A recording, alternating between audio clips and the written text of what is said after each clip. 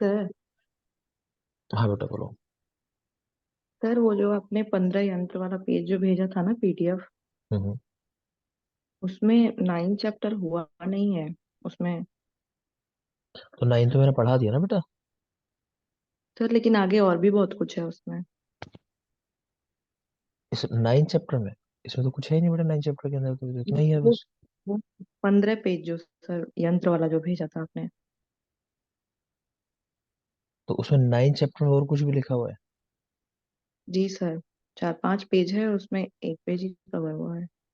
बेटा नाइन तो लेकिन इतना ही, मैं देख लेता हूँ चलो उसमें क्या है। नाइन्थ नहीं होगा, कुछ अलग के पॉइंट्स होंगे। नाइन तो इतना ही पूरा चैप्टर है, आपके सामने पूरा चैप्टर ही है। दोनों पेज जो लगे हुए हैं, इसके अलावा कुछ है ही नहीं नाइन्थ के अंदर तो। एक ही श्लोक है ना, मैं देख लूंगा चलो क्या है उसके अंदर। नाइन्थ नहीं है वो, नाइन्थ तो कंप्लीट है यहाँ। इसमें और कुछ है नहीं नाइन्थ चैप्टर के अंदर। ठीक है, बस ये आपको ये श्लोक नहीं बोला था, रेफरेंस सब बताता हूँ मैं, आते नहीं है। देखना चाहो तो देख लो, यहाँ पे लिखा हुआ है।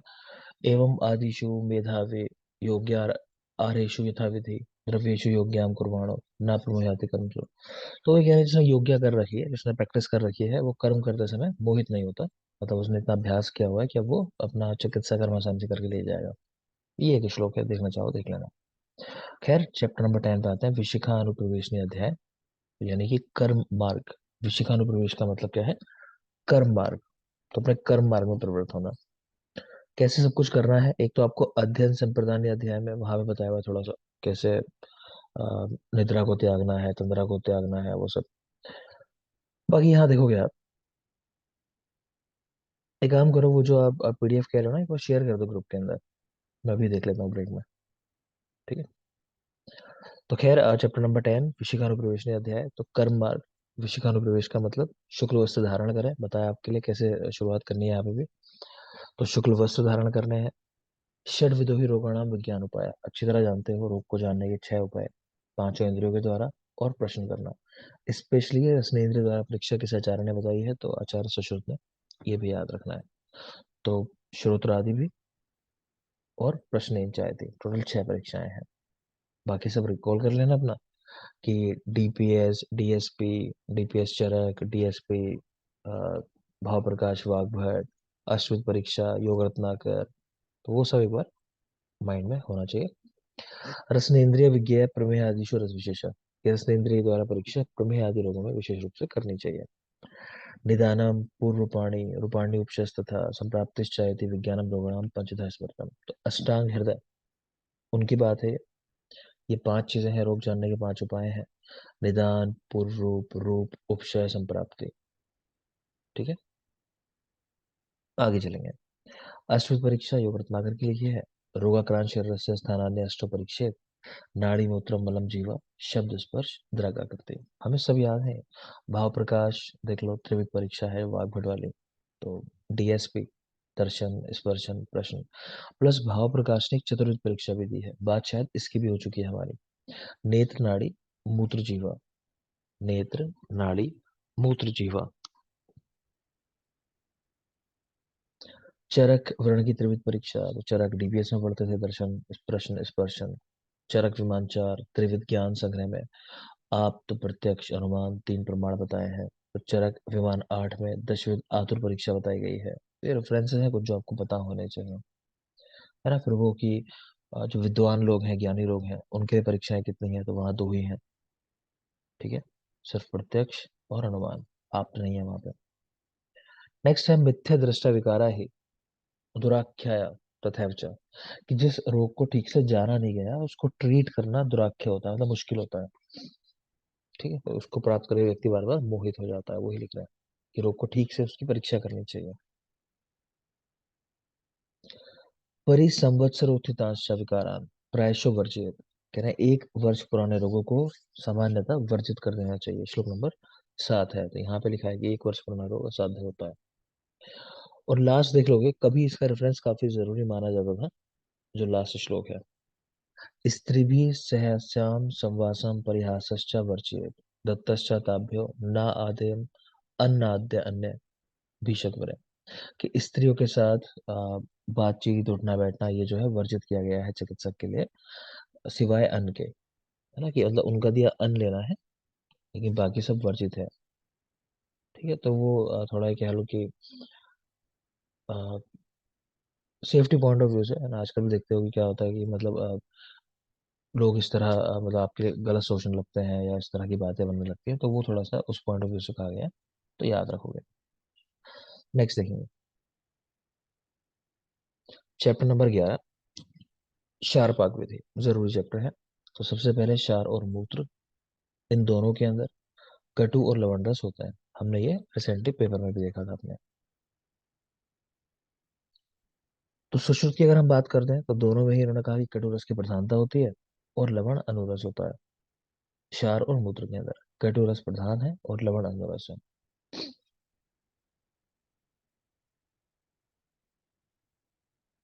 नेक्स्ट देखिए, रेशियो लिखा हुआ है, कितना रेशियो होता है क्षार बनाने में। तो हमने एक ट्रिक याद की होगी शायद, ही अगर बात हुई है हमारी भेषज में तो शायर करके याद किया होगा, शायर। तो शारंगधर का रेशियो 1:4 का है, या से यादव जी 1:6, और रा से रस रंगिणी 1:8। तो शायर 1:4, 1:6, 1:8, इस तरह याद रखते हैं। शायर 1:4, 1:6, 1:8, ठीक है। प्लस यादव जी के साथ चरक और सुश्रुत भी हैं, तो जो यादव जी का रेशियो है वही चरक और सुश्रुत का है, 1:6। नेक्स्ट है, शस्त्र अनुशस्त्रेभ्य शारः प्रधानतम, बहुत जरूरी है। अगर सुश्रुत का पूछा जाए कि शस्त्र अनुशस्त्रों में प्रधान कौन है, तो शार को कहा है उन्होंने, सुश्रुत में। शस्त्र अनुशस्त्रों में शार प्रधान है। क्या काम करता है? छेद्य भेद्य लेख्य करनात्, कि ये छेदन भेदन लेखन आदि कर्मों को करने वाला है। त्रिदोष अग्नत्वाद, विशेष क्रिया चारच्च, तो त्रिदोषों को हरने वाला है और विशेष क्रियाएं कराने वाला है, शार है ये। तत्र शरणात शरणाद व शारा, कि जिसमें शरण करने की कैपेसिटी है, काटने की क्षमता है, उसको शार कहते हैं। ठीक है, तो मेन बात ये वाली याद रखना, शस्त्र में शस्त्रों में प्रधान क्या है? शार है इनका, सुश्रुत का। काफी जरूरी है, ये लाइन बहुत जरूरी है। नाना औषधि समवायात त्रिदोषघ्नात् शुक्लत्वात् सौम्य, कटु उष्ण तीक्ष्ण है, पुंसत्वनाशक है। तो ये तो आप जानते ही हो कि सर्वश्रेष्ठ पुंसत्व हर द्रव्य जो है वो क्षार है, वो लिखा हुआ है। प्लस ये लाइन रख के पूछ लेता है किसके लिए कही गई है। नाना औषधि समवाया त्रिदोषघ्ना, खाली इतना कि विभिन्न औषधियों के संयोग से बना है। ठीक है, नाना औषधि समवाया, और तीनों दोषों को हरने की क्षमता है। प्लस शुक्ल वर्ण है, वो भी जानते ही हो क्षार का, और सौम्य होता है। तो लोग सोचते हैं कि काटने की क्षमता की वजह से सौम्य नहीं होना चाहिए, है ना, लेकिन सौम्यता इसका गुण है, ये भी याद रखोगे। दो प्रकार का कहा गया, प्रतिसारणीय और पानीय। प्रतिसारण करना मतलब लगाना, लोकल एप्लीकेशन, और पानीय का मतलब पीने वाला क्षार। तो इसमें एक बेसिक कॉन्सेप्ट बना लेना है आगे, क्योंकि इस तरह सवाल आएंगे कि कहाँ तो पीना है और कहाँ लगाना है, मतलब कहाँ प्रतिसारणीय यूज होगा और कहाँ पानी यूज होगा। तो सिंपल सा लॉजिक है कि जहां पर आप पहुंच सकते हो लोकली, तो वहां लगाना है। जहां नहीं पहुंच सकते वहां पीना है। जैसे स्टोन हो जाए किसी को अगर, तो उसमें यह नहीं कहोगे कि किडनी बाहर निकालनी है, कि स्पेस बना दिया साइड में कट लगा के कि किडनी बाहर निकालो, रोज उसके ऊपर लगाओ, वापस अंदर कर दो। तो वहां क्या करना पड़ेगा? वहां पीना ही पड़ेगा। ठीक है। अब जैसे अर्श का रोगी है, तो अर्श जो है आसान होते हैं अगर बाहरी वली में होते हैं, हम लोग पढ़ते हैं कि वहां तक इजीली पहुंच सकते हो आप। ठीक है, लेकिन आभ्यंतर वली के हैं तो वहां मुश्किल हो जाता है पहुंचना, है ना। वो पेक्नेट लाइन हम लोग पढ़ते हैं, ऐसे करिए। तो जो बाहर है उनमें प्रतिसारणी यूज करना है, जो अंदर वाले हैं उनमें पानी यूज करना है। बात समझ में आ रही है? ऐसी विष की बात है, मान लो कि विष त्वचा के ऊपर लग गया बाहर, तो उसके ऊपर प्रतिसारणी यूज कर दो। लेकिन किसी ने पिया है अगर, अंदर गया है बॉडी के, तो उसके लिए पानी यूज करना पड़ेगा। समझ में आ रहा है? तो कहीं कहीं दोनों चीजें भी हैं। तो कॉन्सेप्ट ऐसे है, यहाँ दोनों यूज करते हैं, कहीं कहीं सिर्फ प्रतिसारणी, कहीं कहीं सिर्फ पानी। अब आगे देख लेंगे, समझ में आ जाएगा आपको। तो क्षार दो तरह का, प्रतिसारणीय और पानीय। संग्रह ने दो ही प्रकार उन्होंने बताया, बाह्य परिमार्जन और अंतः परिमार्जन। बाह्य और अंतः परिमार्जन। नेक्स्ट देखोगे, अर्श, कृमि और विष, इनमें कह रहे हैं दोनों क्षार यूज होते हैं। तो मैंने आपको बताया अर्श का उदाहरण कि अंदर भी है बाहर भी है, उस तरह से। कृमि देख रहे हो, तो कृमि मान लो कि ये यूकालिक्सा जो होती हैं, ये तो बाहर हो गई स्किन के ऊपर, जो उस तरह जुएं वगैरह हो जाती है मान लो। और अंदर होते हैं कृमि, हमने पढ़े हैं, वो कफज कृमि है, श्लेष्मज कृमि है, माफ करें पुरुषज कृमि है। तो वो सब अंदर वाले हैं, तो उनमें आपको पिलाना पड़ेगा। सेम विष की बात बता दी, बाहर लगाया या अभ्यंतर है, उसके आधार पर दोनों क्षार यूज होते हैं। गर्विश, पानीय क्षार, मतलब गर्विश का प्रयोग किया, किसने पिया इसको, पानीय क्षार। अश्वरी हो गई है, वही पानीय क्षार है।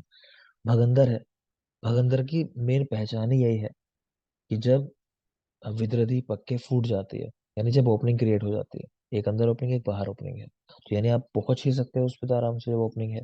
वैसे भी आप वो एशनी यूज करते हो ना, प्रोबिंग कराते हो, तो वैसे भी मतलब वहां तक पहुंच सकते हो। वही देख रहे हो कि इंटरनल ओपनिंग कहाँ तक है, तो यहाँ पे भी प्रतिसाद यूज होगा।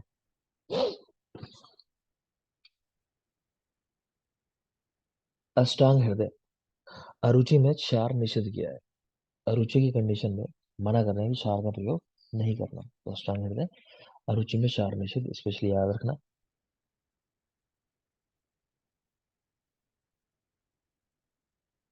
सुश्रुत में वो कंडीशन जहाँ पहले से ही शरीर में कह लो कि उष्णता वाली कंडीशन है, कि रक्तपेत, ज्वर, पित्त प्रकृति है, भ्रम, मद, मूर्छा, इन सब में मना कर दिया क्षार देने के लिए। तिमिर में पानीय क्षार अहितकर कहा गया, तिमिर के अंदर पानीय क्षार को मना किया है, अहितकर है।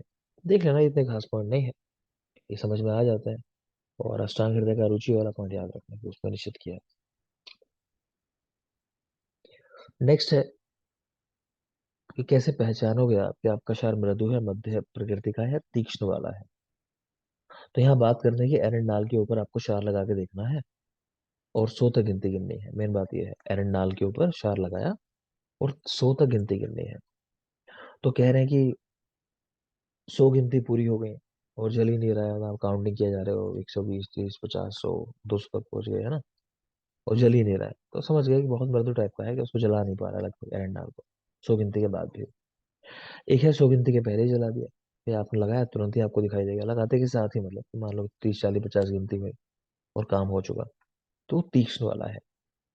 कह रहे हैं मध्यम वाला, ये लगभग 100 गिनती होते होते जो है तब जलाएगा। तो ऐसा कोई क्लियर कट इन्होंने डिमार्केशन नहीं किया, लेकिन एक 100 गिनती वाला एग्जाम्पल याद रखना है कि एरंड नाल पे 100 गिनती तक लगाना है, और अगर जला दे बहुत जल्दी तो तीक्ष्ण क्षार है। ऐसा करके याद कर लेना बस। अब यहाँ क्षार जब बना रहे हैं, तो उसी में कुछ द्रव्य ऐड करते हैं, तो वो तीक्ष्ण क्षार बन जाता है। ठीक है, कुछ द्रव्य बता रहे हैं कि अगर ये न डाले होते हमने, तो ये मृदु क्षार रह गया होता। ठीक है, इसको पढ़ते हैं थोड़ा सा, समझ में आएगा कि कब तीक्ष्ण क्षार बनता है, कब मृदु और कब मध्यम क्षार होता है। तो देखोगे, यहाँ मध्यम क्षार बनाया जा रहा है। ठीक है, तो क्या क्या चीजें हो रही हैं। शरद ऋतु में मध्यम आयु के मुश्क का पौधे लेने हैं, है ना, मुश्क का भी क्षार बनाते हैं। तो शरद ऋतु, मध्यम आयु के मुश्क के पौधे लिए, सुधा, शर्कराश्चा, प्रक्षिप्य, तिल, नालियर आदि पिए। तो सुधा, शर्करा, इनका प्रयोग करना है क्षार को बनाने में। आपकी बुक्स के अंदर बेटा श्लोक नंबर ये है 13, 14 नंबर श्लोक है, देखना चाहो तो वहां देख सकते हो आप लोग। ठीक, तो शरद ऋतु में मध्यम आयु के मुश्क के पौधे, सुधा, शर्करा का प्रक्षेप डालना है, तिल, नाल जलाना है। पकाते पकाते जब रक्त तीक्ष्ण पिच्छल ये ऐसा वर्ण हो जाए, रेड कलर हो जाए, बिल्कुल रेड हो, तब तक इसको पकाना है। कट शर्करा, भस्म शर्करा, शंखनादि बाद में ये डाल देने हैं ऊपर से। तो अब क्या कह रहे हैं कि ये जो बना है ना, ये मध्यम क्षार बना है। इसमें एक चीज और लिख लो, यहाँ जो रेशियो लिया गया है ना इसको बनाने में, तो वो रेशियो लिख लो, 1:64 का लिया गया है। यहाँ जब बना रहे हैं क्षार, यहाँ पे जो रेशियो है 1:64 का है, ये लिख लेना।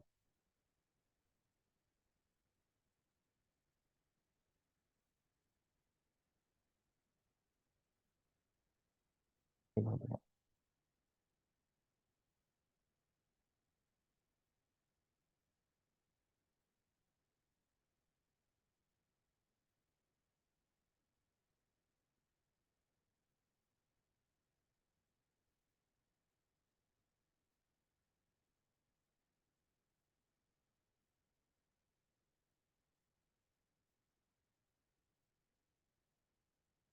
नहीं, लिख लो, एक पॉइंट लिखो वाग्भट ने, लिखो वाग्भट ने। जल और मूत्र दोनों को समान भाग में मिश्रित करके पकाने के लिए लिखा है। मतलब ये जो पका रहे हो आप क्षार को, द्रव्य को जिसका क्षार बनाने वाले हो, तो यहाँ तो जल में पका रहे हैं सुश्रुत, इन्होंने लिखा है कि जल में या गौमूत्र में, ऐसा करके लिखा हुआ है। लेकिन वाग्भट ने कहा दोनों को इक्वली मिक्स करना है, जल और मूत्र, और उसके अंदर पकाना है, ऐसा लिख लेना। वाग्भट ने जल और मूत्र के अंदर क्षार पकाने को लिखा है, बराबर मात्रा में लिखिए।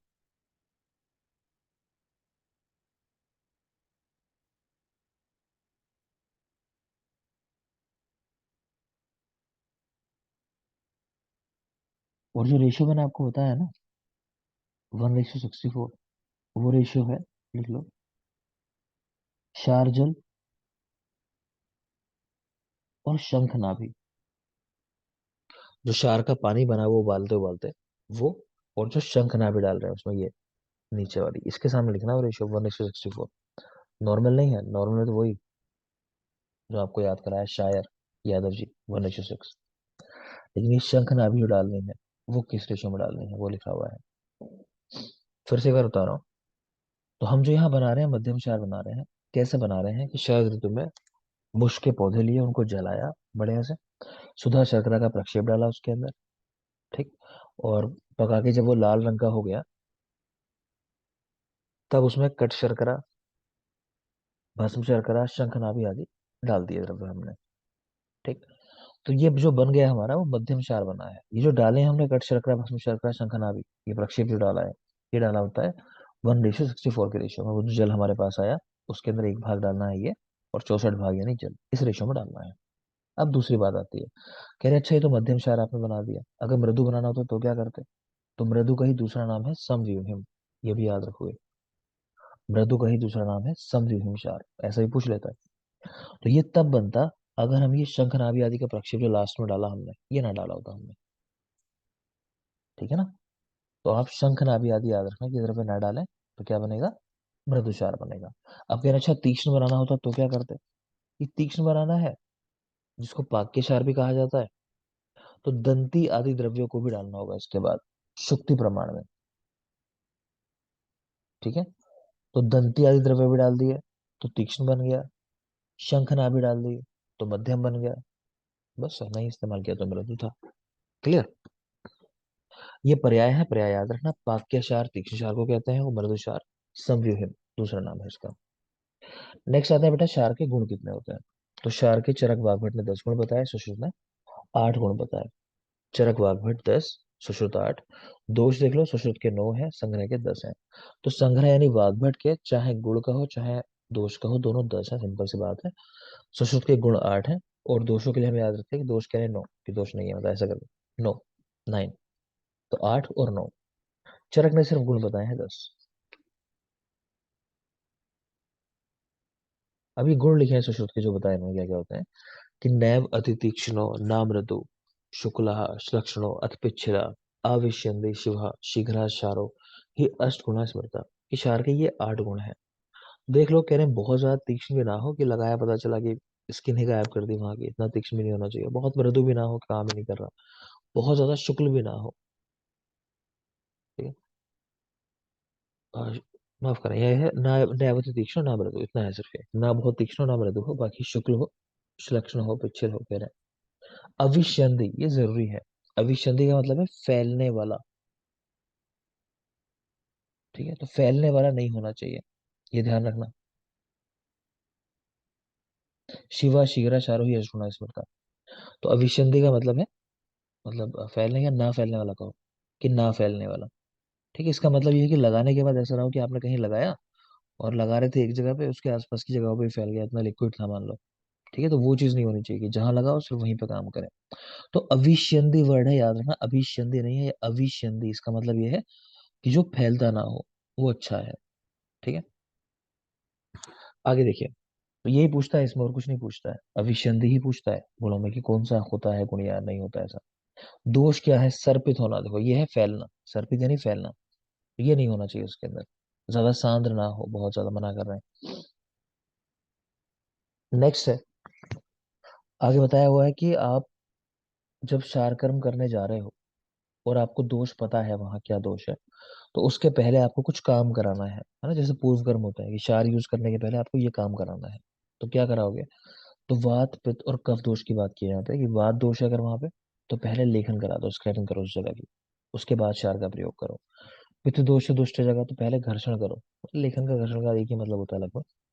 कफ दोष है तो कह रहे हैं पहले प्रच्छान करो, लेकिन लिखे इसी तरह है यहाँ पे, तो हमको यही याद करने हैं। श्लोक नंबर 20 में लिखा हुआ है, याद कैसे करोगे?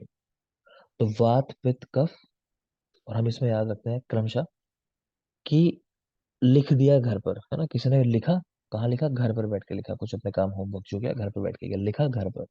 तो लिखा यानी लेखन, घर यानी घर्षण, पर यानी प्रच्छान।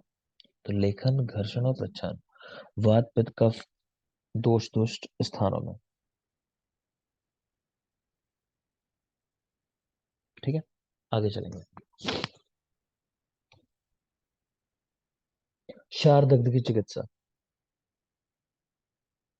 इसको ध्यान से देखना, इसको सवाल मैं आपसे पूछूंगा जब टेस्ट होगा, तो यहाँ से सवाल है, इसलिए ध्यान से देख लेना।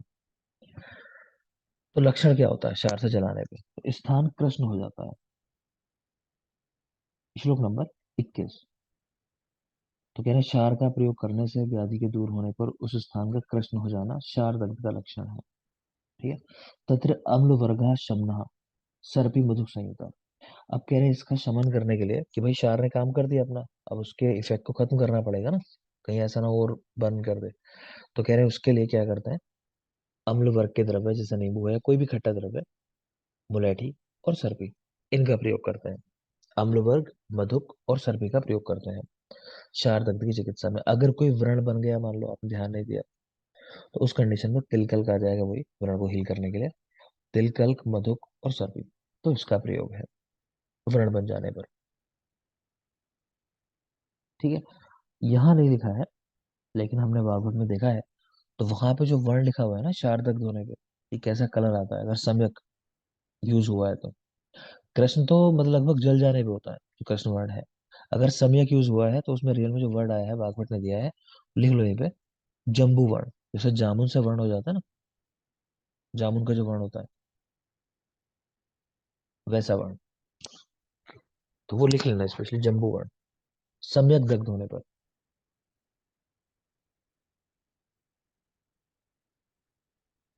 ठीक है। यहाँ तो दग्ध है कि दग्ध में कृष्ण हो जाता है, ये सम्यक नहीं लिखा है, उन्होंने लिखा है शार दग्ध होने पे अगर आपने दग्ध किया तो कैसा वर्ण होगा, वहां लिखा है सम्यक होता है तो कैसा होता है, तो जम्बू वर्ण। व्रण बनने पर तिलकक मधुक सर्पी देख लेंगे। नेक्स्ट है क्षार प्लस अम्ल रस, कि क्षार में अगर अम्ल रस मिला दोगे तो क्षार अपनी तीक्ष्णता को त्याग के मधुर हो जाता है। और क्षार में आप जानते हो इसीलिए मधुर रस होता नहीं है क्षार और रसों के अंदर, सॉरी अम्ल रस होता नहीं है। ठीक है, मिला दिया तो फिर उसके कैरेक्टर खत्म हो जाएंगे। क्षार कैसा होता है? कटुभुइष्ठ, लवण रस, ऐसा सुश्रुत और वाग्भट दोनों ने लिखा है। जबकि चरक ने लिखा है कटु लवण भुइष्ठ, कटु और लवण रस की प्रधानता होती है। चरक का ज्यादा सही लगता है, क्योंकि 5 रस होते हैं, तो कह रहे हैं 5 में से ये 2 जो है प्रधान होता है, कटु और लवण।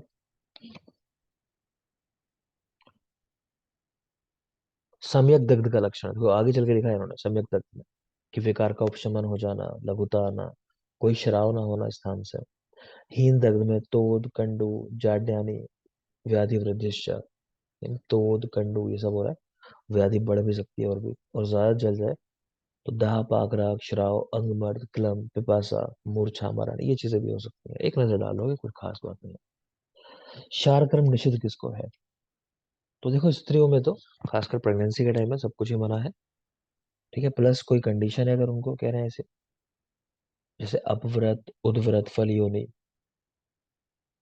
मतलब जो योनि व्यापत बताए गए, वैसी कोई कंडीशन है तो भी नहीं यूज करना। क्लीवता देख पा रहे हो, समझ आ रहा होगा ऑलरेडी, क्लीवता है यहाँ पे, और क्षार तो श्रेष्ठ है इस तरह की चीजें करने में, तो वहां नहीं यूज करना। तो वही सब लिखा है। सर्वांगशून, किसी को पूरी बॉडी पे स्वेलिंग है तो ऐसा प्रेगनेंसी में भी मिलता है, कहा है कि 6.5 लीटर तक फ्लूइड इकट्ठा हो जाता है ना वैसे। तो सर्वांगशून, गर्भिणी, ज्वर, प्रमेही, क्लीवता, अपव्रत, उद्व्रत, फलियोनी। वाग्भट ने हृदय रोगों में, तिमिर में, ज्वर में भी मना कर दिया। अरुचि स्पेशली हमने याद किया था, वो याद ही रखोगे। अरुचि, हृदय रोग चाहो तो याद कर लो, अरुचि और हृदय रोगों में। अष्टांग हृदय, अर्श रोग में क्षार का प्रयोग करने के बाद 100 मात्रा तक यंत्र के मुख को हाथ से ढके रहे। तो सवाल आएगा कितनी मात्रा तक यूज करना है अर्श के अंदर। तो 100 मात्रा तक यूज करना है, ठीक है। लेकिन कर्ण अर्श और नासा अर्बुद वहां पे 50 मात्रा तक प्रयोग करना है। तो याद रखना, नॉर्मल अर्श की बात हो तो 100 मात्रा तक, लेकिन कर्ण अर्श की बात हो या नासा अर्बुद हो जाता है वहां पे लगाना है अगर, तो 50 मात्रा तक प्रतीक्षा करनी है लगाने के बाद। वाग्भट ने दिया है, याद रखना, सवाल आते हैं इस पे भी। नेक्स्ट है सुश्रुत। नाभि, शिशन, अल्पमांस वाली जगह और वर्तमगत रोगों को छोड़कर नेत्र के सभी रोगों में क्षार का प्रयोग ना करें। कहने का मतलब यह है, नाभि में नहीं करना, शिशन में नहीं करना, अल्पमास है कहीं वहां नहीं करना है, कहने नेत्र के रोगों में भी नहीं करना है। वर्तमगत रोग है तो वहां कर सकते हो, क्योंकि आपने पढ़ा है पीछे भी कि नेत्र के लिए क्षार जो है वो ज्यादा हार्मफुल है, और एसिड जो है, एक मिनट, क्षार ज्यादा हार्मफुल है, एसिड जो है वो कम हार्मफुल है। पता है ना, पहले पढ़ चुके हैं हम लोग की बात। तो नेत्र में भी मना कर रहे हैं कि भाई क्षार का प्रयोग करना नहीं है। कि हाँ वर्तमगत रोग है, नेत्र के बाहर की कोई व्याधि है, तो वहां तो यूज कर सकते हो वर्तम पे, अदरवाइज नहीं करना है। नेक्स्ट है तत्र साध्य क्षार साध्येषु अपि व्याधिषु शून्गात्र अस्थिशूल अनद्वेषी हृदय संधि पीड़ित उद्धृतम च क्षारो न सिद्ध्यति। कि आपको भले ही लग रहा है कि ये रोग जो है क्षार से ठीक हो जाएगा, लेकिन अगर साथ में कुछ कंडीशन लगी हुई है तो वहां भी मत करो क्षार का प्रयोग। जैसे कि शरीर पर स्वेलिंग आ रही हो, उसके अस्थियों में भी शूल होता हो, भोजन से द्वेष रखता हो व्यक्ति, भोजन ही नहीं कर रहा है ना, हृदय में संधियों में पीड़ा हो रही हो, तो कह रहे हैं यहाँ भी क्षार का प्रयोग मत करो। तो यानी क्षार प्रयोग वहां करना है जब आप इतना श्योर हो कि हाँ व्यक्ति ठीक है बाकी सब तरह से, बस यही एक कंडीशन है, ठीक है ना। तो कंडीशन कोई भी अगर लगी है साथ में वो, तो जनरली अवॉइड ही किया है उसको। नेक्स्ट क्षार गुड़िका शोथ में यूज होती है, नाम याद रखोगे, क्षार गुड़िका शोथ में यूज की जाती है, पढ़ा चुका हूँ चिकित्सा स्थान में आप लोगों को। कुछ और लिखे हैं क्षार के योग, कि क्षार चूर्ण जो है वो शूल में यूज होता है, क्षार चूर्ण। क्षार गुड़िका शोथ जो भी देख रहे थे, क्षार घृत या क्षार गुटिका वो ग्रहणी में यूज होती है, क्षार घृत या क्षार गुटिका इन ग्रहणी।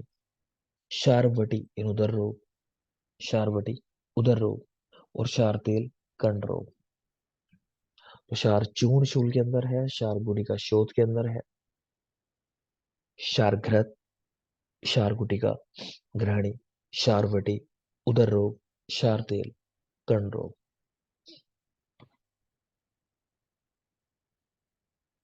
नेक्स्ट आ जाओगे चैप्टर नंबर 12।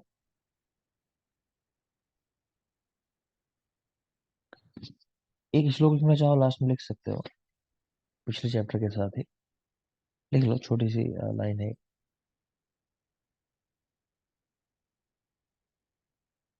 ये एमपी में जो हम लोग कभी एग्जाम दे के आए थे एमओ वाला, तब पूछा गया था किसके बारे में कहा गया है, तो लिख लोगे विष अग्नि शस्त्र शनि मृत्यु कल्पः। विष अग्नि शस्त्र शनि, विष अग्नि शस्त्र शनि मृत्यु कल्पः। ये अगर ठीक से प्रयोग ना किया जाए तो क्षार जो है विष के समान, अग्नि के समान, शस्त्र के समान और शनि के समान मृत्यु देने वाला है। तो विष अग्नि शस्त्र शनि मृत्यु कल्पः। एक आपको पढ़ा होगा भीषक सहस्त्रैरपि दुर्निवार्यम, किस रोग के लिए कहा गया है?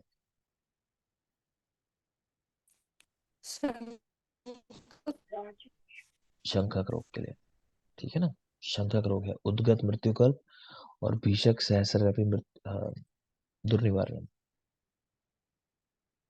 नेक्स्ट चलिए, चैप्टर नंबर 12, अग्निकर्म विधि। अग्निकर्म विधि, तो फर्स्ट लिख रहे हैं कि क्षार की अपेक्षा अग्नि प्रधान है। तो पिछले चैप्टर में आपने देखा था कि वहां क्षार को प्रधान कह दिया था शस्त्र में, शस्त्रों में, और यहाँ कह दिया क्षार से भी अच्छा क्या है, अग्नि है। ठीक है, तो यानी कि अगर क्षार और अग्नि में कंसिडर करना हो तो अग्नि को चुनना है फिर। शुरुआत में लिखा है इन्होंने पहले श्लोक में 3 नंबर के अंदर है, अग्निकर्म के बाद रोगों की पुनः उत्पत्ति नहीं होती, कह रहे हैं इसलिए अग्निकर्म प्रधान है। अष्टांग हृदय कहते हैं कि रक्त मोक्षण के बाद दोष और धातुएं स्थिर नहीं रहते हैं, और रक्त मोक्षण के बाद अग्नि और रक्त की रक्षा करनी है, ऐसा लिखा है उन्होंने। रक्त मोक्षण के बाद दोष धातु स्थिर नहीं होते, अग्नि रक्त की रक्षा करनी है, याद रखना। यहां देखेंगे, अग्नि कर्म से पूर्व पिच्छलन पान कराना चाहिए, रक्त मोक्षण से पहले यवागु पान कराना चाहिए। सारी बातें आपको बता चुका हूँ कहीं ना कहीं। तो अग्नि कर्म से पहले पिच्छलन पान और रक्त मोक्षण के पहले यवागु पान कराते हैं।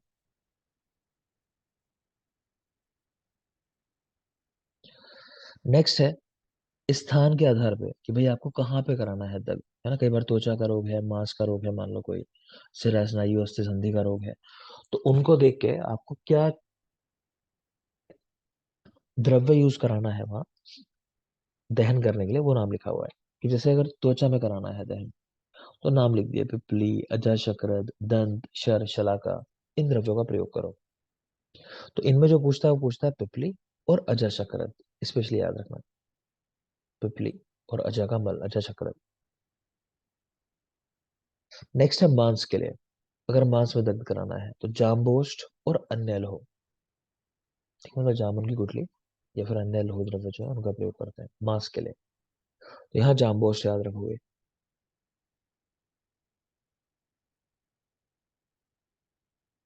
नेक्स्ट है सिरा स्नायु अस्थि संधि।